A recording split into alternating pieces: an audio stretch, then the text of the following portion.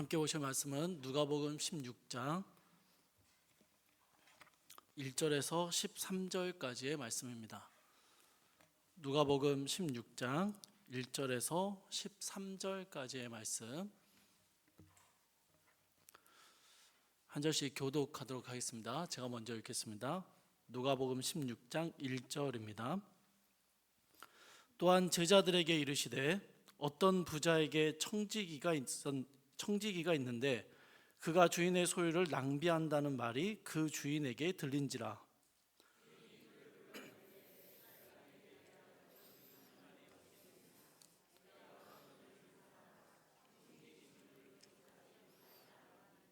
청지기가 속으로 이르되 주인이 내 직분을 빼앗으니 내가 무엇을 할까?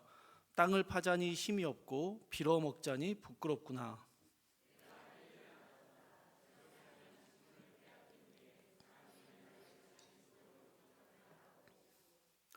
주인에게 빚진 자를 일일이 불러다가 먼저 온 자에게 이르되 내가 내 주인에게 얼마나 빚졌느냐.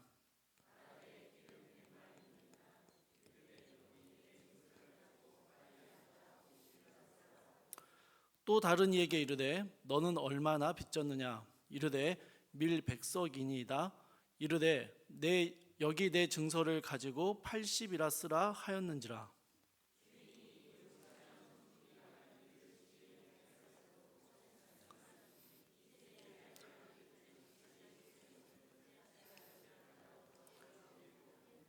내가 너희에게 말하노니 불의의 재물로 친구를 사귀라.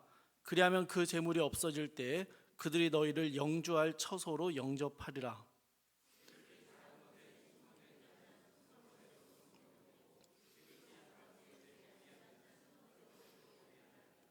너희가 만일 불의한 재물에도 충성하지 아니하면 누가 참된 것으로 너희에게 맡기겠느냐.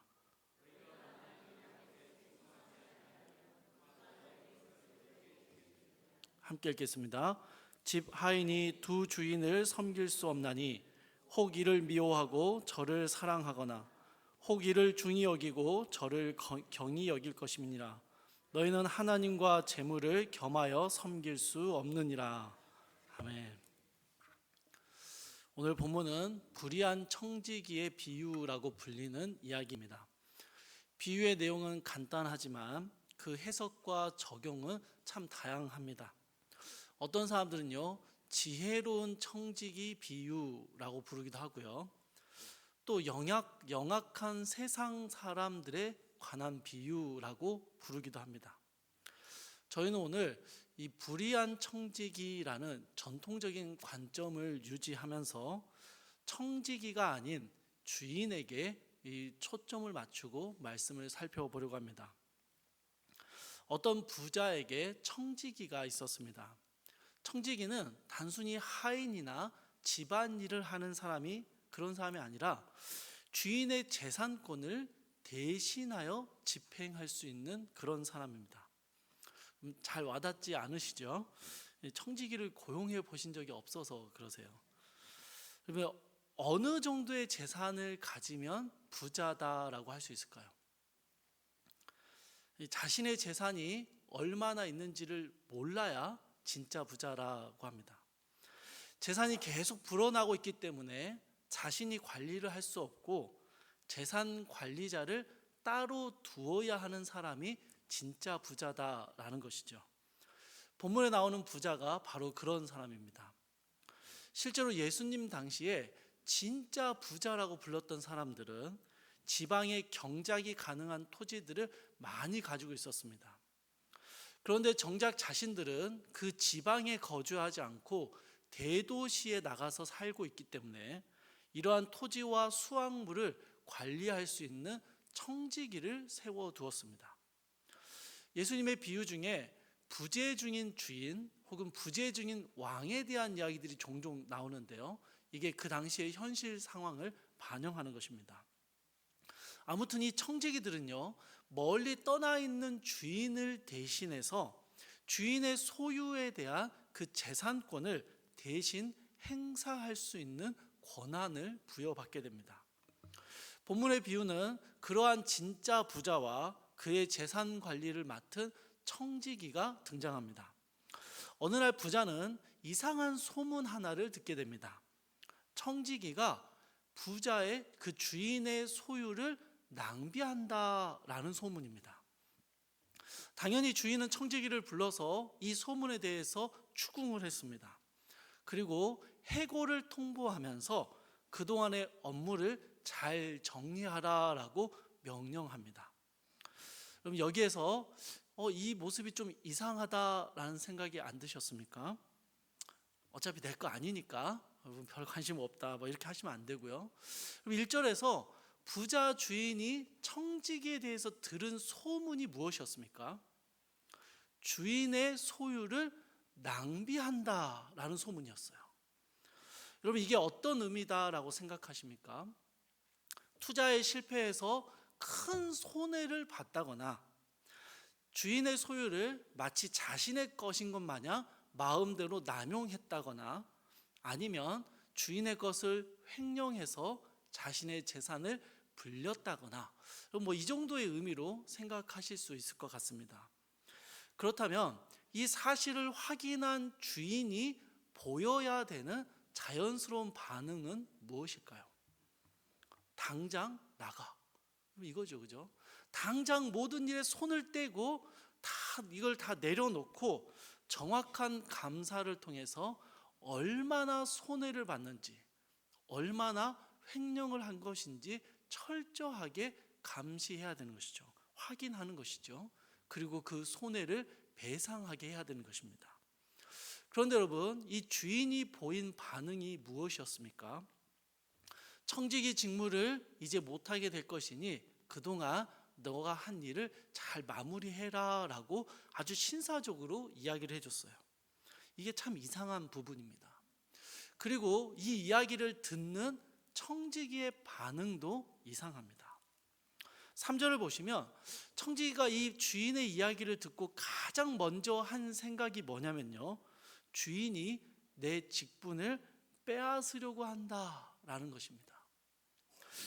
횡령을 하고 손해를 입힌 주제에 이런 생각을 한다면 진짜 어처구니 없는 것이죠. 또한 여러분, 청지기는 지금 해고당하는 것만을 걱정하고 있습니다. 자신이 그동안 주인에게 입힌 손해를 배상하라고 하면 어떡하지? 그동안 횡령해서 부정하게 모은 재산을 다 토해내게 되면 어쩌나? 몰래 빼돌린 재산을 어떻게 숨겨놓을 수 있을까? 여러분, 이런 걱정을 하지 않습니다. 단지 주인에 의해서 그동안 잘하던 이 직장을 빼앗기게 되면 땅을 팔 힘도 없고 빌어먹자니 너무 부끄러운데 이제는 뭐 해 먹고 살아야 되나, 이 걱정을 하는 것입니다. 청지기의 비리를 발견한 주인이나 주인에게 책망을 듣는 청지기나 둘 다 우리가 생각하기에 자연스러운 반응을 보이지 않습니다. 상식적이지가 않아요. 우리가 이들의 모습이 이상하다라고 느껴지는 이유는요, 청지기가 저지른 주인의 소유를 낭비한 것에 대해서 현대적으로 해석해버리기 때문입니다. 청지기의 낭비가 주인에게 손해를 끼쳤다거나 아니면 주인의 소유를 자신의 이익을 위해서 사용했거나 아니면 그 주인의 소유를 자신의 것으로 착복했다라고 생각하기 때문입니다. 이렇게 생각하면 오늘 비유는 굉장히 이상한 이야기가 됩니다. 그래서 여러분, 이 낭비가 도대체 무엇인지에 대해서 정확하게 이해하는 것이 오늘 본문을 풀어나가는 아주 중요한 단서가 될 수 있습니다. 낭비라고 번역된 헬라어 단어는요, 허비하고 탕진하다라는 의미가 있습니다. 누가복음 15장 13절에서 아버지께 유산을 다 미리 물려받은 아들이 그것을 허랑방탕하게 탕진해 버렸을 때 낭비라는 똑같은 단어를 사용했습니다. 그런데 여러분, 이 단어가요, 소유권을 가진 사람이 아니라 관리할 책임을 가진 사람에게 쓰여질 때는 조금 의미가 달라집니다. 이때는 다 써서 없애버렸다라는 의미보다는 헛되게 사용했다, 혹은 가치 없이 흩뿌렸다, 이런 의미를 가집니다. 더 쉽게 말하면요, 소유자인 주인의 뜻과 상관없이 사용했다라는 의미입니다. 여러분, 청지기는 철저하게 주인의 목적과 의도대로 주인의 재산을 사용하고 관리해야 합니다. 설령 손해를 보는 일이 생긴다 할지라도 주인의 뜻에 맞게 사용하는 것이 청지기의 직무입니다. 그런데 청지기가 주인의 의도나 목적이 아닌 자신의 생각, 자신의 기준, 자신의 판단대로 이 재산을 사용했다면 그것은 주인의 소유를 낭비하는 일이 되는 것입니다. 주인의 뜻대로 사용되지 못했고 헛되게 주인의 뜻과 상관없이 가치 없이 사용되어진 거다라는 말입니다. 그래서 이것을 낭비했다라고 표현하는 것입니다. 이러한 낭비의 개념을 잘 알고 있었던 예수님 시대의 청중들은 이야기 속에서 즉시 이 문제를 이해할 수 있었습니다. 청지기는 나름 주인의 재산을 잘 관리해 왔습니다. 이후의 모습을 보면요, 주인의 재산을 많이 증식시켰던 것 같아요. 직장을 잃어버리면 이제 빌어먹어야 되나라고 걱정할 정도로 그는 주인의 재산을 훔치거나 횡령하거나 부정한 방법으로 재산을 모으지도 않았던 것 같습니다. 그러니 여러분, 주인이 와서 자신의 직분을 아무 이유 없이 빼앗는다라는 억울한 마음도 들었겠지요. 그러나 결정적으로 청지기는요, 주인의 소유를 주인의 의도대로 사용하지 않았습니다. 그래서 청지기가 했던 모든 일들은 주인의 입장에서 낭비가 되는 것이죠. 심판과 해고를 통보받게 된 것입니다. 이제 청지기는요, 해고 이후의 생활을 준비하고자 하는 마음으로 주인에게 빚진 자들을 일일이 다 불러 모읍니다. 그리고 기름 100마를 빚진 자에게 채무증서에 기름 50말로 고쳐 쓰라라고 말합니다. 같은 방법으로 밀 100석을 빚진 자에게는 채무증서에 밀 80석으로 고쳐 쓰라고 이야기하죠. 비유에 나오진 않지만 이후에 있는 모든 채무자들에게 이런 식으로 금액을 낮게 고쳐 쓰게 했습니다.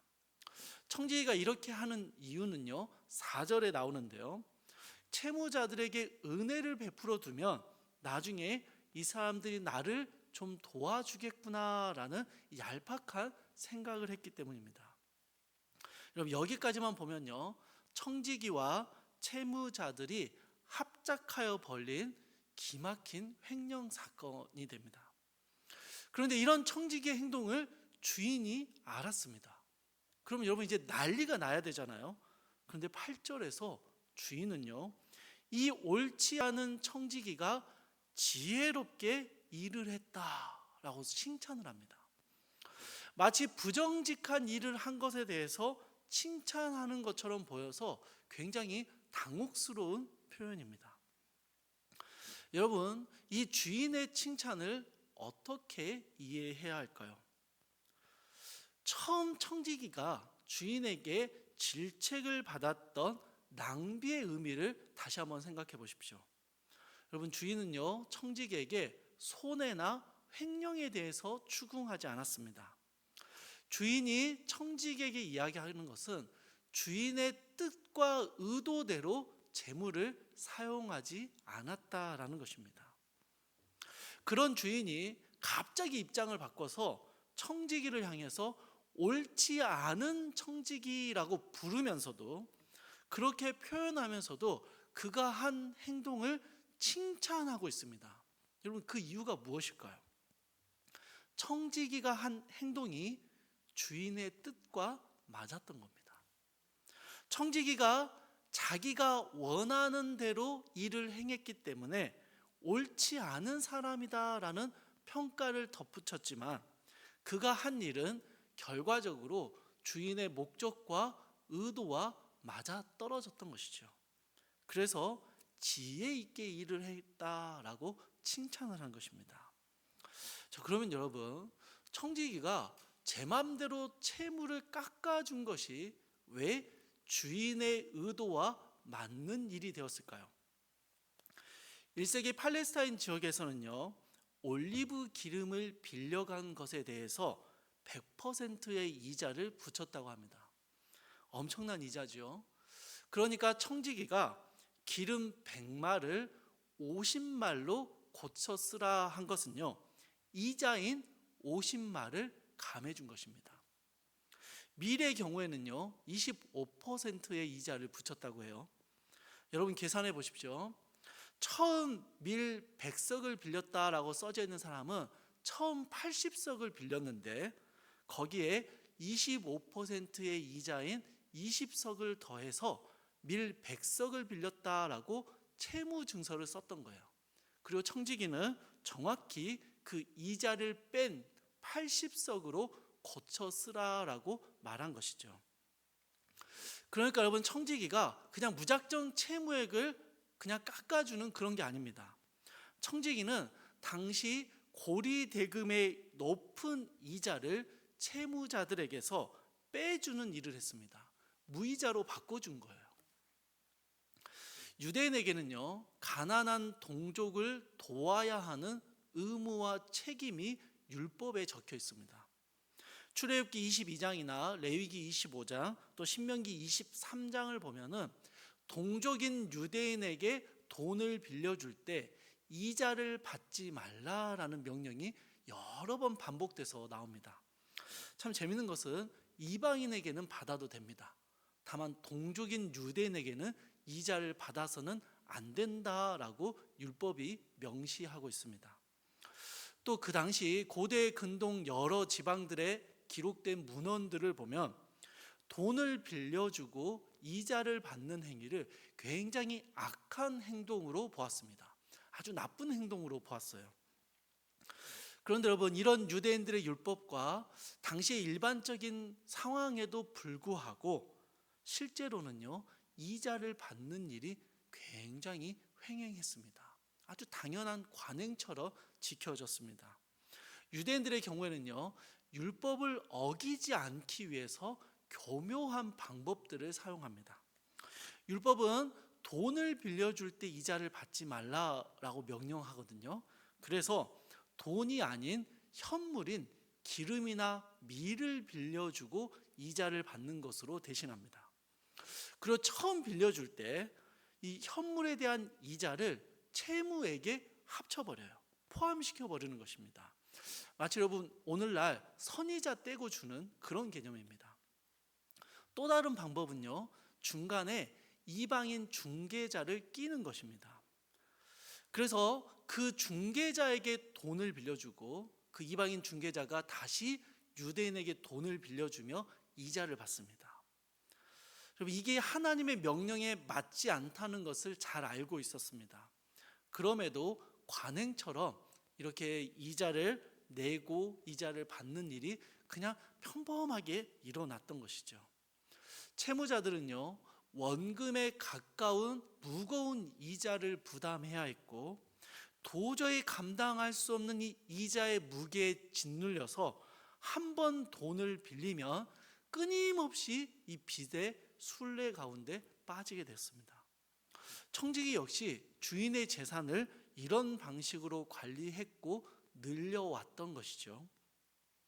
그러다가 해고가 임박하자 채무자들을 다 불러서 그들에게 지워진 무거운 이자를 싹 다 없애주었습니다. 채무자들을 짓누르던 그 무거운 짐을 감당하기 어렵던 문제를 아주 간단하게 해결해 버립니다. 여러분, 이 일이 일어났을 때 채무자들이요, 누구에게 감사하고 누구를 칭송하였겠습니까? 청지기요? 물론 청지기에게도 감사한 마음이 있었겠죠. 하지만 이들의 궁극적인 감사의 대상은 주인입니다.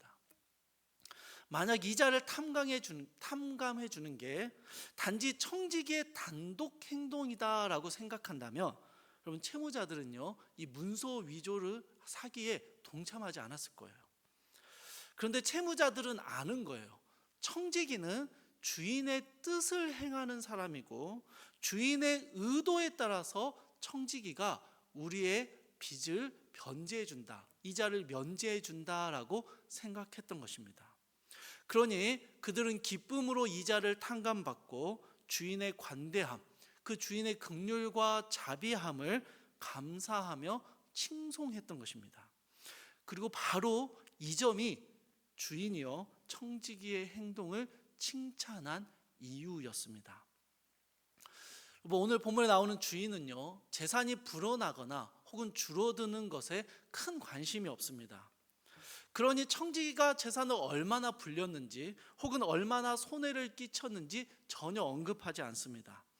다만 주인이 가지는 관심은요, 주인이 가진 관대함과 긍휼과 자비를 빚진 자들에게 보여주는 것이었습니다. 그들이 지고 있는 무거운 짐을 제거해 주는 것이고 빚으로 인해 생긴 무거운 이자를 변제시켜 주는 것, 이게 주인의 관심사였습니다. 청지기는 주인이 재산을 불리는 데만 관심이 있다고 생각했고 주인의 의도에 맞지 않는 재산 관리를 통해서 주인의 생각들, 주인의 재산을 낭비했습니다. 그러나 임박한 해고를 앞두고 사람들의 이자를 변제해 준 일이 정확하게 주인의 의도에 맞았던 것입니다. 비록 독단적이고 사기성이 짙은 방법을 사용해서 옳지 않는 사람이다라는 평가를 받았지만 그가 한 일은 주인의 마음을 흡족하게 만들어 주었습니다. 보니까 해고 이야기도 쏙 들어갔어요. 그리고 주인은요, 잃었던 평판을 되찾았습니다. 여러분, 여기까지가 오늘 비유의 내용입니다. 여러분, 요약해 보면요, 청지기는 주인이 소유를 더 많이 가지는 게 주인의 목적이다라고 생각했어요. 그래서 관행을 따라 이자를 받고 열심히 주인의 소유를 불려 나갔습니다. 그러나 주인은 이런 청지기의 열심을 내 소유를 낭비한 것이다 라고 평가하죠. 주인의 질책을 들은 청지기는 이전과 완전히 반대의 행동을 합니다. 사람들의 이자를 변제해 주는 것이죠. 그런데 여러분, 이 일이 오히려 주인의 명성을 높여 주었고 주인의 긍휼함과 자비로움을 사람들에게 알려주는 계기가 되었습니다. 그리고 청지기는 이제야 주인이 자신에게 재산을 맡긴 의도와 목적을 깨닫게 됩니다. 그것은 더 많은 재물을 얻고자 함이 아니었고 얼마의 비용을 치르더라도 얼마나 손해를 본다 할지라도 채무에 대한 대가인 이자를 제거해 주는 것이 주인의 목적이었습니다. 그로 인해 잃어버렸던 주인의 평판을 회복하고 주인의 관대함과 사랑을 보여주는 것, 이게 주인이 가진 목적과 의도였다라는 것이죠. 예수님의 이 비유는요, 하나님과 우리의 관계를 설명하는 이야기입니다. 사랑하는 여러분, 우리의 생명을 한번 생각해 보시죠. 내가 스스로 생명을 가지게 되었습니까? 아니, 나의 노력으로 생명을 소유하게 되었나요? 아니죠. 이 우주에 살아가는 모든 생명들은 하나님께서 창조하셨습니다. 온 우주의 소유자이신 주인이신 하나님께서 우리 각자에게 생명을 맡겨주셨어요. 그런데 생명을 맡기시면서 내 마음대로 살라고, 제 마음대로 살라고 생명을 맡기신 것이 아니죠. 인간이 가장 행복할 수 있는 방법, 받은 생명을 가장 가치 있게 사용할 수 있는 방법, 하나님의 뜻에 순종하며 하나님께 영광을 돌리고 하나님을 기뻐하는 삶을 살도록 우리에게 생명을 주셨습니다. 처음 아담은요, 하나님의 청지기로서 에덴 동산을 돌보고 경작하며 다스렸습니다. 하나님의 소유된 사람으로 하나님의 소유된 세상을 하나님의 뜻대로 관리하며 하나님의 영광을 누리며 살았습니다. 이게 처음 아담의 모습입니다. 그런데 아담이 죄악을 범함으로 그의 죄와 불순종으로 인하여 모든 사람은 죄악된 세상에서 하나님의 의도나 목적과는 상관없이 자신의 탐욕과 교만을 따라 불의한 삶을 살게 됩니다. 하나님께 받은 생명을 낭비하며 살아가는 것이죠.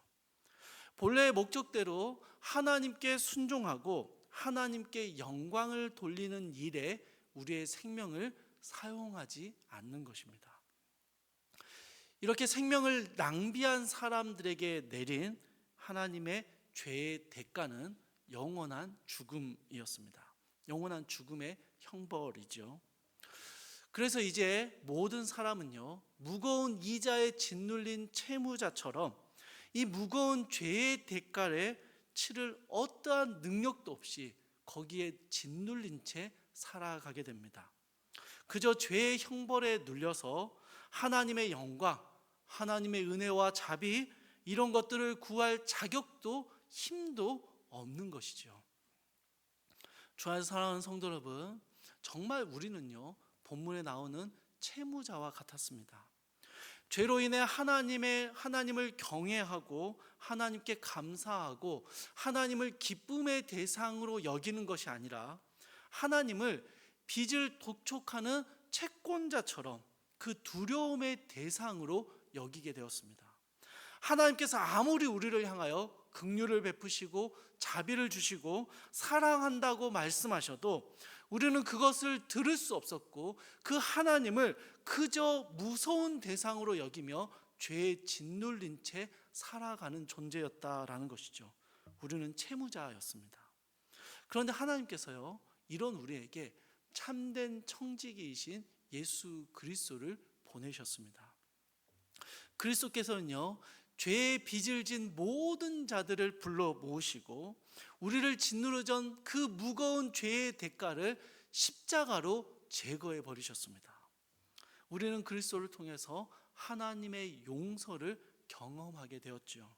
하나님의 긍휼하심과 자비를 알게 되었고요, 그 하나님께 영광을 돌리며 그 하나님의 은혜로 기뻐하는 삶을 살게 되었습니다. 그럼 이것이 바로 우리에게 생명을 주신, 당신의 형상대로 지으시고 우리의 주인이신 하나님께서 기뻐하시는 하나님의 목적입니다. 참된 청지기이신 그리스도를 통해서 그의 죽으심과 부활하심을 통해서 하나님은 우리를 향한 당신의 목적을 밝히 보여주셨습니다. 그것은요, 하나님의 관대한 사랑을 우리가 경험하고 아는 것입니다. 예수님께서 오늘 비유의 말씀을 하시고요, 제자들에게 이 말씀을 적용하시면서 10절부터 12절을 보시면 반복해서 나오는 단어가 하나 있습니다. 한번 찾아보시겠어요? 10절부터 12절에 나오는 반복되는 단어입니다. 무엇입니까? 충성입니다. 10절에서는 지극히 작은 것의 충성을 말하고요, 11절에서는 불의한 재물에 충성하는 것을 말합니다. 12절에서는 남의 것에 충성하는 것을 이야기하시죠. 지극히 작은 것, 불의한 재물, 남의 것, 이 셋 다 같은 이야기입니다. 하나님이 우리에게 주신 것들이고요, 그러나 우리가 죄로 인하여 불의한 것으로 바꿔버린 것들입니다. 내 것이 아닌 것들이고 하나님의 청지기로 살아가는 주님의 백성들이 살아가는 모든 일상이 바로 이것들입니다. 그런데 이 세 가지와 대조되는 것들이 또 10절부터 12절에 나오는데요, 10절을 보시면 큰 것이라는 게 나오고요, 11절은 참된 것, 12절은 너희의 것이라는 게 나옵니다. 그럼 딱 봐도 뒤에 나오는 세 가지와 앞에 나오는 세 가지가 대조되고 있죠. 앞에 나오는 지극히 작은 것, 불의한 재물, 남의 것은요, 이 땅에서 우리에게 잠시 맡겨진 것이라면 뒤에 나오는 큰 것, 참된 것, 너희의 것은요, 완전히 우리의 소유로 주시는 것들입니다. 죄악된 이 땅에 있는 것이 아니고 완전한 하나님의 나라에서 주의 자녀들이 상속받게 될 약속들입니다.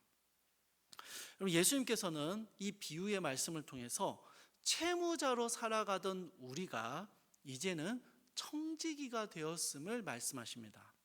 그리고 우리에게 주어진 것들에 충성해야 한다라고 이야기하세요. 그럼 충성은요, 의지하는 것이고 신뢰하며 순종하는 것입니다.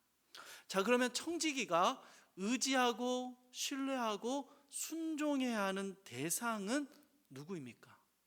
무엇입니까? 재물입니까? 맡겨진 것들입니까? 아니죠. 주인입니다. 청지기는 철저하게 주인의 뜻대로 맡겨진 것들을 사용해야 하는 사람입니다. 제 마음대로 낭비해서는 안 되는 거예요. 그러면 여러분, 하나님의 청지기로서 우리가 하나님이 주신 것들에 충성한다는 건 어떤 의미일까요? 참된 청지기이신 그리스도를 한번 생각해 보십시오. 그리고 오늘 본문의 비유를 다시 한번 떠올려 보십시오. 여전히 채무자로 살며 무거운 이자에 허덕이는 이들에게 우리 주인이신 그리스도, 우리 주인이신 하나님의 용서와 변제를 선포하는 것입니다. 그 하나님의 관대하신 사랑을, 그분의 긍휼과 자비하심을 드러내는 것입니다. 죄악된 세상에서 잃어버린 하나님의 영광을 하나님께 다시 돌려드리는 것이죠. 참 주인이신 하나님을 의지하고 어떤 손해가 나더라도 그 하나님을 신뢰하고 하나님의 선하신 뜻에 순종하는 것입니다. 하나님께만 충성하는 거예요.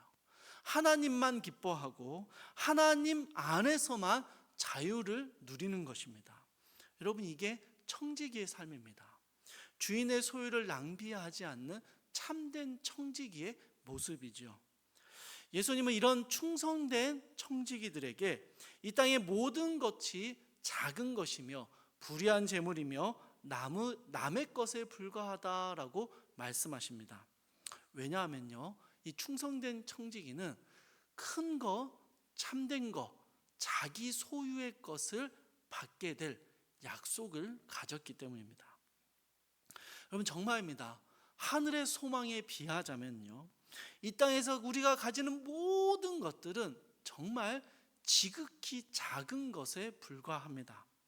이 땅에서 누리는 모든 것들은 잠깐 지나면 사라져버리는 허상에 불과하고, 우리가 받은 약속은 참되며 영원한 우리의 소유입니다.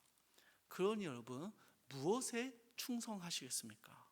우리의 삶을 하나님의 뜻과 달리 낭비하며 살겠습니까?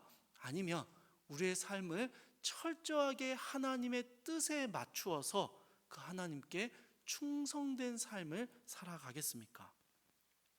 예수님의 비유의 마지막 결론이 13절입니다. 여러분, 13절 말씀을 다시 같이 읽어보도록 하겠습니다. 13절입니다. 시작. 집 하인이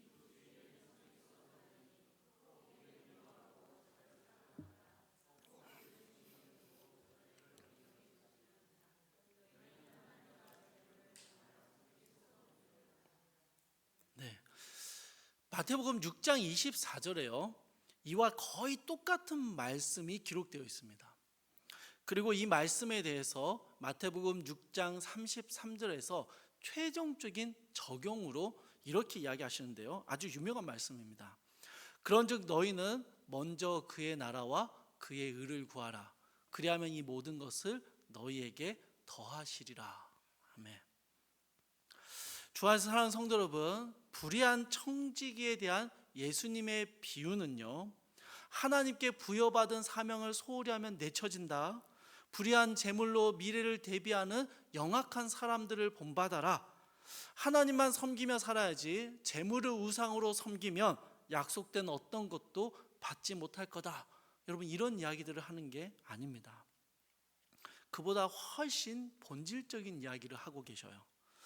하나님의 관대하신 사랑과 그분의 한없는 긍휼하심과 넘치는 자비하심이 드러나는 것이 이 주인의 목적이고 청지기가 살아야 하는 삶이다라는 것입니다. 채무자와 같던 우리가 죄의 대가를 면제받게 되었고 하나님의 소유를 낭비하며 살던 우리가 다시 기회를 얻게 되고 이 땅의 불의한 재물을 사용하며 살면서도 진짜로 우리가 의지하고 신뢰하며 순종하는 충성을 바쳐야 하는 분이 누구이신지를 보여주는 것입니다. 그것은 공포나 압박이 아니라 한없는 하나님의 사랑과 은혜임을 보여주시는 것이죠. 바리새인들은 돈을 좋아하는 사람들이라 예수님이 하신 이 비유를 듣고 웃어버립니다. 아마도 지금도 바리새인들처럼 예수님의 이야기가 뜬구름 잡는 이야기처럼 들리는 분도 계실 겁니다. 돈이 있어야 행복의 조건도 채울 수 있고, 돈이 있어야 수치스러움도 면할 수 있고, 돈이 있어야 안정을 누릴 수 있고, 돈이 있어야 즐거움과 기쁨도 누릴 수 있다라고 생각하실 수도 있어요. 백날 하나님의 사랑, 은혜, 그분의 긍휼과 자비, 하나님의 영광스러움을 이야기한다 할지라도 돈이 없고 권력이 없고 힘이 없으면 허망한 이야기에 불과하다라고 생각하는 사람들이죠. 아니요, 여러분, 우리 예수님의 이야기를 들어보십시오. 하나님의 사랑을 경험하고 그 나라와 그 뜻을 구하는 것이 아니라면 우리가 살아가는 모든 삶이 결국 주님 보시기에 낭비에 불과하다라고 말씀하십니다.